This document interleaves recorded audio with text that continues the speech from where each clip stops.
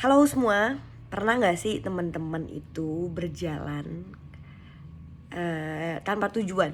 Ya kayak jalan bisa tetap jalan, misalnya nyetir gitu ya, bisa ya tapi tanpa tujuan ya ujungnya cuma ngiter, muter dan kayak penuh dengan kebingungan, penuh dengan nggak tahu mau kemana. Jadinya ya kayak somehow wasting time dan ya nggak ada arah aja gitu. Kita bisa berjalan tuh tanpa sebuah tujuan itu tetap bisa jalan.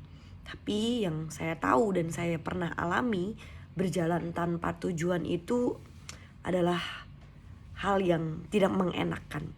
Karena mungkin sekitar 18 tahun yang lalu ketika saya masih SMP, di masa SMP, di masa saya bertumbuh, ketika saya di sekolah, saya tuh menjadi anak yang nggak punya tujuan. Ya hidup ya udah bangun sekolah, ya udah main gitu. Pada umumnya lah ya.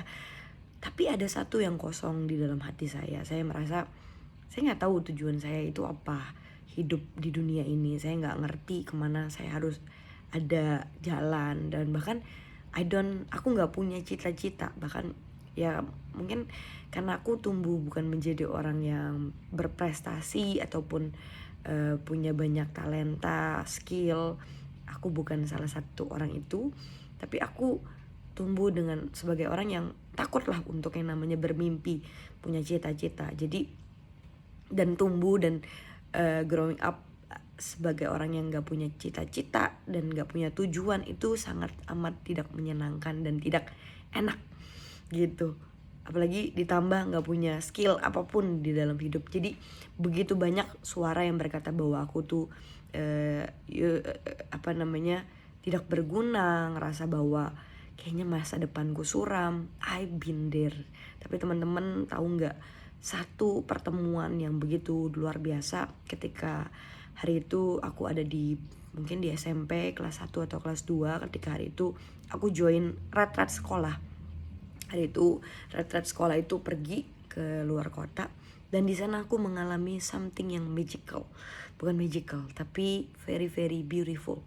Hari itu aku mengalami perjumpaan pertamaku dengan Tuhan di dalam sebuah retret.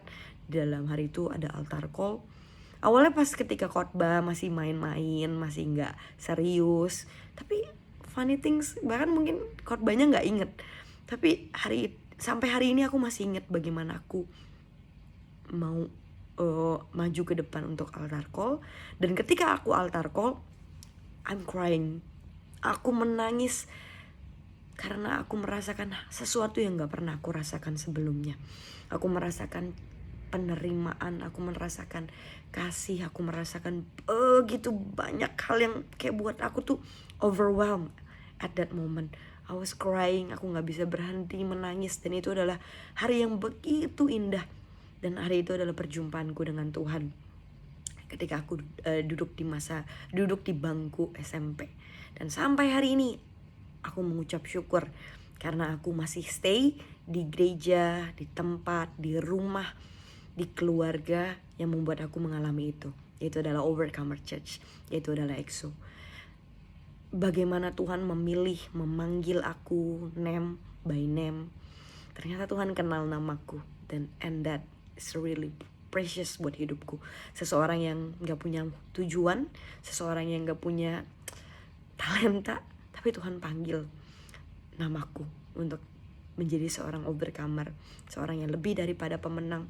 Bahkan Tuhan memanggil aku menjadi orang yang an extraordinary people, orang yang luar biasa yang Tuhan bisa pakai hari ini. So mungkin hari ini teman-teman alamin itu, tapi jangan khawatir, jangan takut, jangan merasa bahwa your life is ended gitu, kayak ngerasa ya udah selesai. Jangan, karena Tuhan masih punya cerita panjang. Tuhan masih punya plan yang begitu indah. Seperti firman yang berkata, rancangan yang daripada Tuhan adalah rancangan yang penuh dengan damai sejahtera. Itu yang Tuhan mau kasih. Tapi butuh kita, setiap kita untuk mau berkata yes terlebih dahulu kepada panggilannya.